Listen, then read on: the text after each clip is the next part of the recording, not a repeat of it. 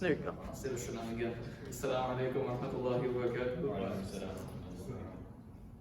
So, alhamdulillah, I would say it's happy to welcome you all back again to the end of the second day of our Discover Islam Week 2024. We're covering our theme from purpose, from conviction to action, where we are highlighting the process of developing our conviction in Islam and translating that conviction into the purposeful actions based on the Aqidah of Islam. Alhamdulillah, we had Ibn Tahura join us this morning to cover the topic, what is Islam? And Sheikh Umar Hadrouj just joined us at 1 p.m. to discuss Islam's place in history. Inshallah, the next discussion that we will be having after understanding what Islam is and how Islam was in the past is to understand how Islam may be discussed or portrayed in current media and current society, the current narratives that are out there. Inshallah, to discuss this topic, we have Ustadh Professor Khalil Rasheed, who will be joining us to discuss confronting contemporary narratives about Islam and Muslims.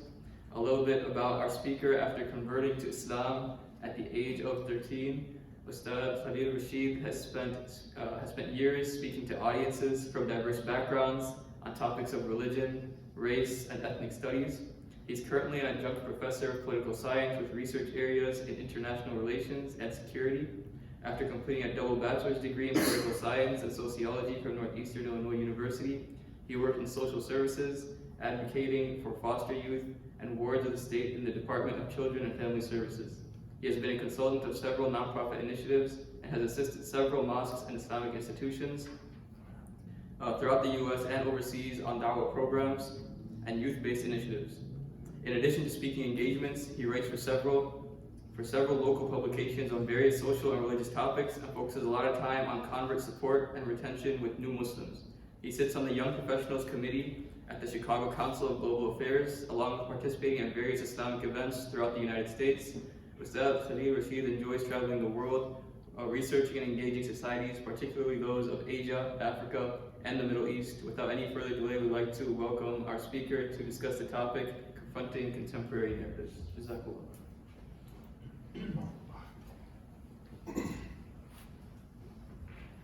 Assalamu alaikum wa rahmatullahi wa barakatuh. Bismillahir Rahmanir Rahim. Alhamdulillah wa salatu wa salamu ala rasulillah wa ala alihi wa sahbihi ajma'in. Rabbi ashrah li sadri wa yassir amri wa hlul 'uqdatan min lisani yafqahu qawli. Brothers and sisters, welcome. I'd like to thank you first and foremost for inviting me to UIC and this dynamic. I enjoy and love coming up to this campus, mashallah, alhamdulillah, seeing the Muslims on this campus, interacting with the Muslims on this campus. It's a different feel from where I teach. Here at UIC, I think we have some thinkers. Some other places, I'm not going to name any names, but you tell the student X, Y, Z, and they believe it without any real pushback or any real questioning, as you would say, which gives you a strong conviction in whatever it is that we're studying, whatever it is that we're learning. That feedback is essential. So the way I design this talk is more of a, what old educational models call the Socratic method, where there's questions asked, and then through the questioning, we dig deep inside of whatever knowledge or whatever materials that we might have to come up with solutions and answers. And so, barakallah feek for the beautiful introduction. I put certain things in there to, go in certain angles in certain directions. But me mentioning, and I don't like to mention it all the time, me mentioning that I converted at such a young age, I tend to leave it out sometimes, but it was because of that questioning at 13 that led me to the path of Islam. It was a questioning actually at the age of 11, because when I was 11, I had already started calling myself Muslim and hanging around Muslim brothers. I didn't take my Shahada until I was 13, but one of the many factors that turned me onto the religion of Islam was, Malcolm X, which is, a large literary work within, the convert, revert Muslim community, particularly the African Americans and so forth. But that sparked my interest at an early age, earlier than about 11, probably 9, 10, and then I saw the movie and I started calling myself, Muslim. Actually, one of my uncles who saw the movie before I did, came to my mom's house one night just to greet me, assalamu alaikum.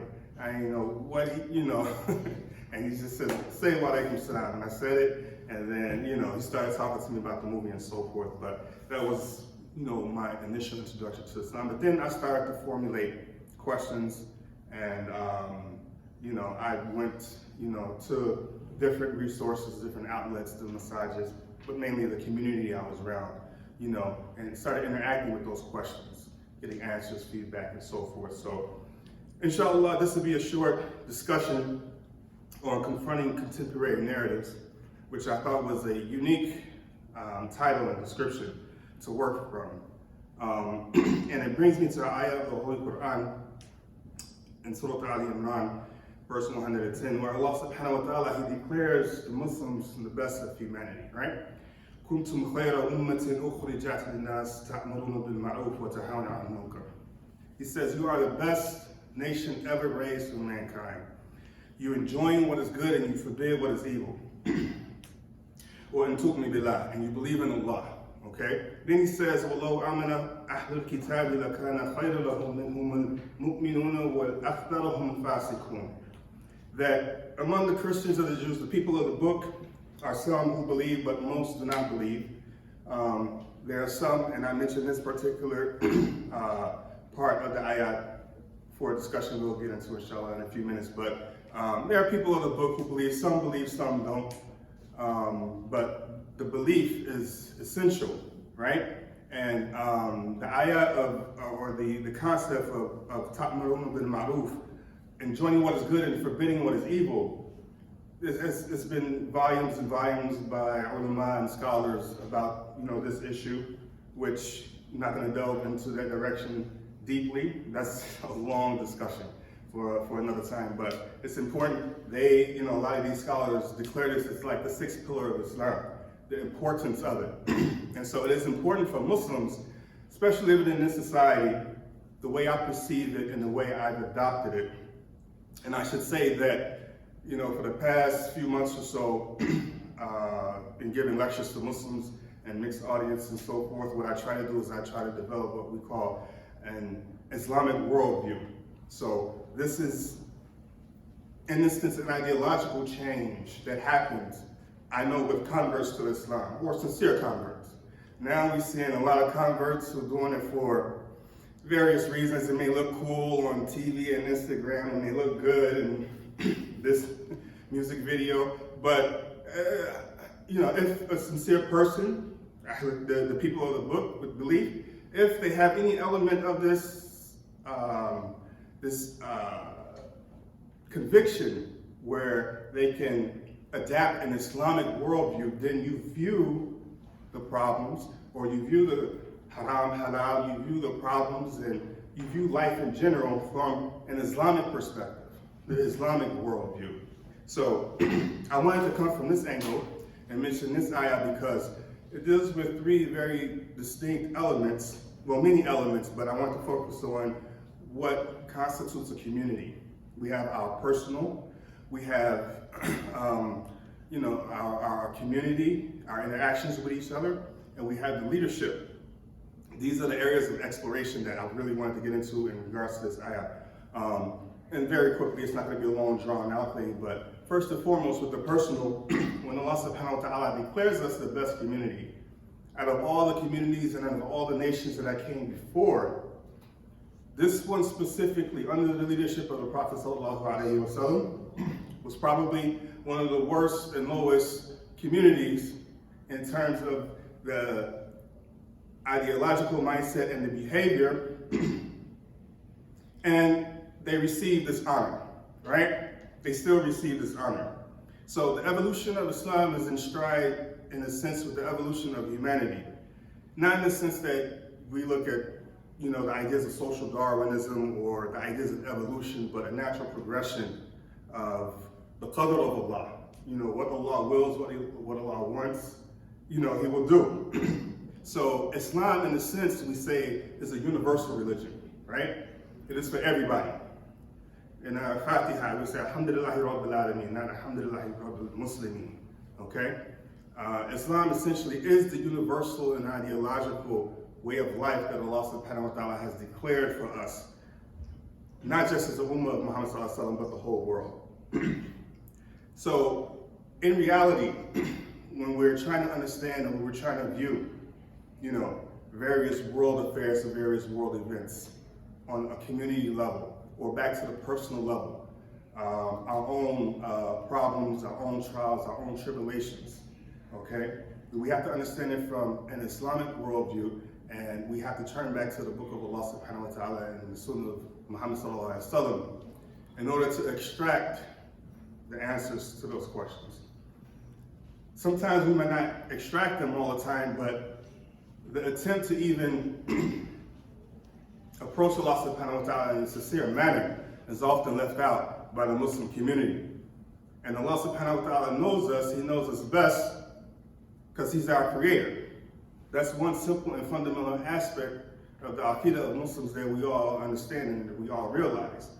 And we all understand and realize, going back to mentioning the qadr of Allah subhanahu wa ta'ala, we know that each and every one of us as Muslims, human beings, Muslim, non-Muslim, the Creator governs our personal life, which we all have, our private life, which we all have, and the life with the community, okay? And Allah subhanahu wa ta'ala has given us those rights, and understand the Sharia of Islam deals with those rights from those levels. It addresses all those ways of life and essentially is the complete way of life.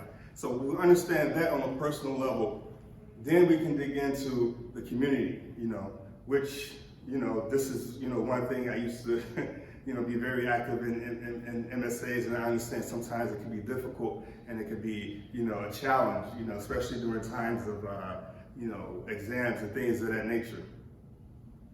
But with everything that's going on in the world, right, we got to understand that the community has to be dealt with in the sense that there are different elements that we all have to come together regardless of the backgrounds, regardless of our baggage and challenges that we have to deal with as Muslims first and foremost. Because the idea of the talk and confronting, contemporary narratives, if you have an enemy, for example, we have an open enemy in Shaitan. If you have an enemy and you want to confront the enemy, you have to understand the enemy, but first and foremost, you have to understand yourself, okay? You understand yourself, then you know how to confront the enemy. Contemporary narratives is a very, very interesting and distinct idea because, again, going back, Allah subhanahu wa ta'ala has declared a qadr for the ummah and for this life. So contemporary narratives, we understand as Muslims, if we're adopting the Islamic worldview, that Allah subhanahu wa ta'ala is in charge of all of our affairs.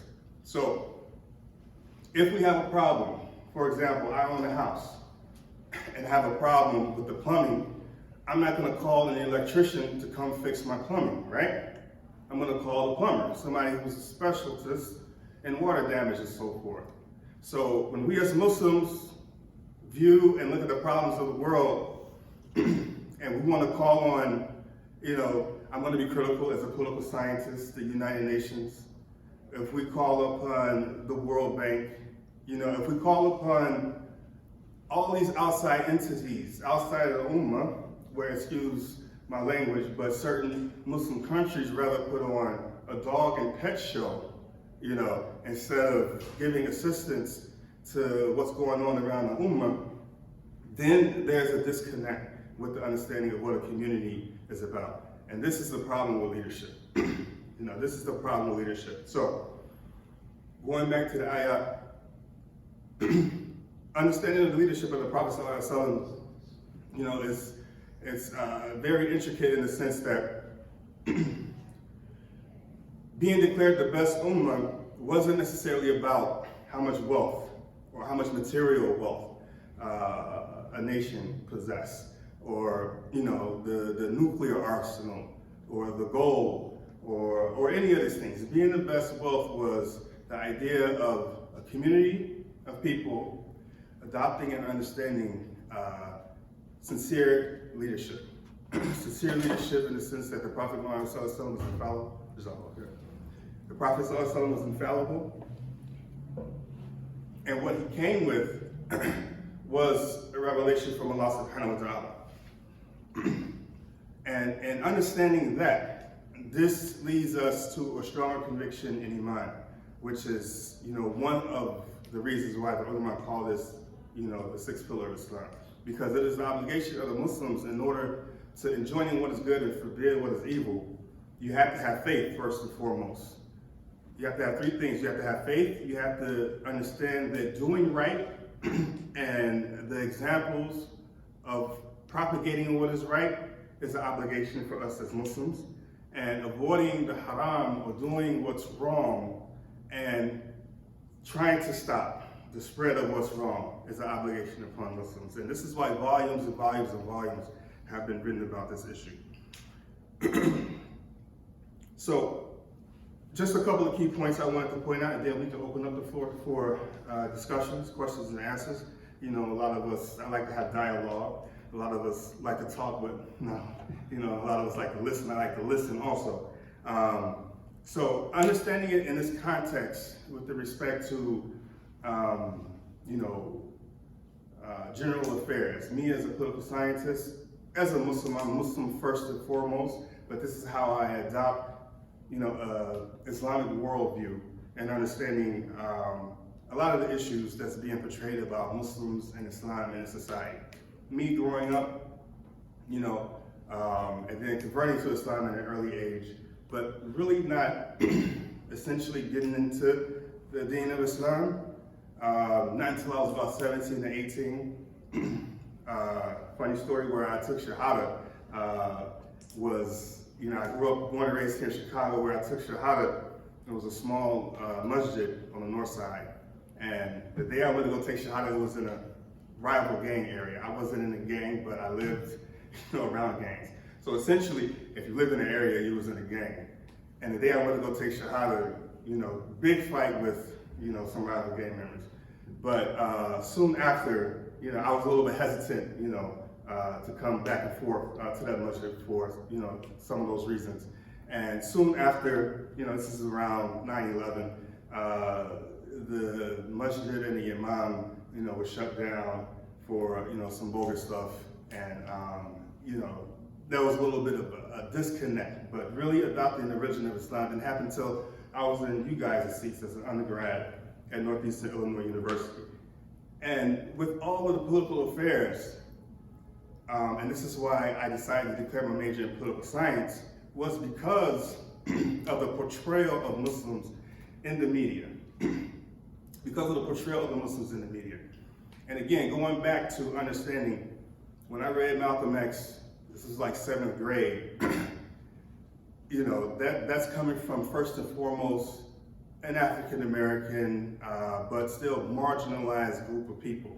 So studying Malcolm X and studying other books of that nature, you develop a worldview based off of that nature. So I'm perceiving life with, an oppressed African American kid growing up on the west side of Chicago, and understanding how the world works in terms of, the white man being an oppressor and, everything against, African Americans.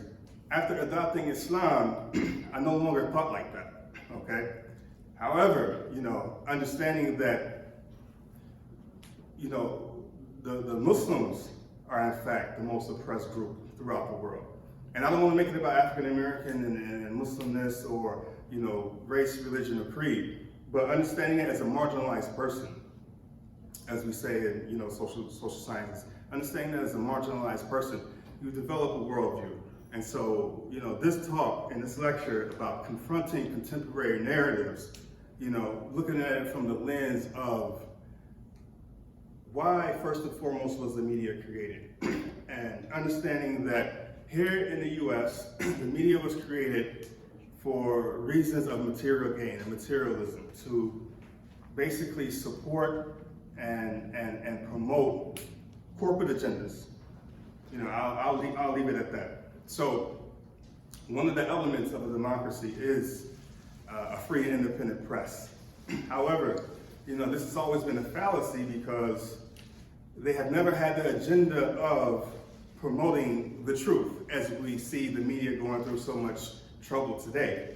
But their agenda has always been to promote ideas of corporate capitalism. And through that lens, for example, soon after 9/11, we have the media going into a whole nother direction in terms of how they portray Islam and Muslims globally. And because of this, we still have a lot of challenges. Because of this, we still have, a lot of issues related to those policies. I'm pretty sure a big debate now here on some of these campuses is the idea of free speech. What is free speech? I'm not going to give a lecture on free speech. I do it all day, almost every day. But I will say that, okay, if you understand this being in the First Amendment, they soon backed it up with the Second Amendment. Anybody know what the Second Amendment is? The right to bear arms. The right to bear arms. So first, you can say what you want, but you better be packing.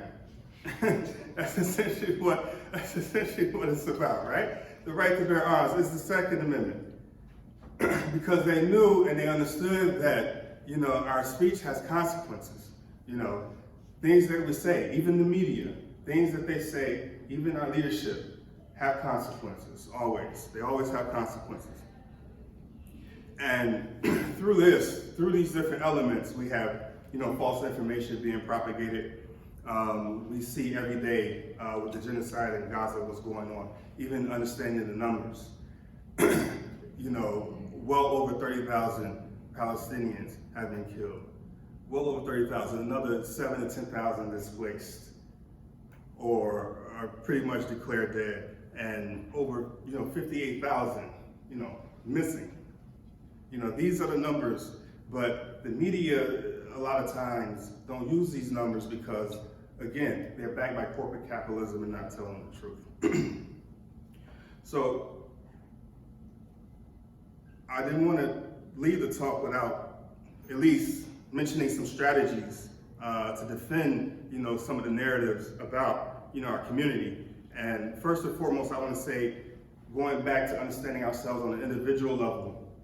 And, as college students, I'm pretty sure we all know how to set a goal, define a goal, and execute that goal. If we can perfect that, especially with Ramadan coming up, we perfect that, then we can engage with each other as a community. In order for us to confront these head-on truths, we have to come together and we have to understand and we have to develop, mainstream and focused projects. And in order for us to be, the shining example of the Prophet ﷺ, and in terms of how he developed the Muslims around him, the leadership qualities and skills is the ones that we should look forward to. I'm going to end with that and open up the floor for questions and answers. Jazakallah khair. Assalamu alaikum wa rahmatullahi wa barakatuh.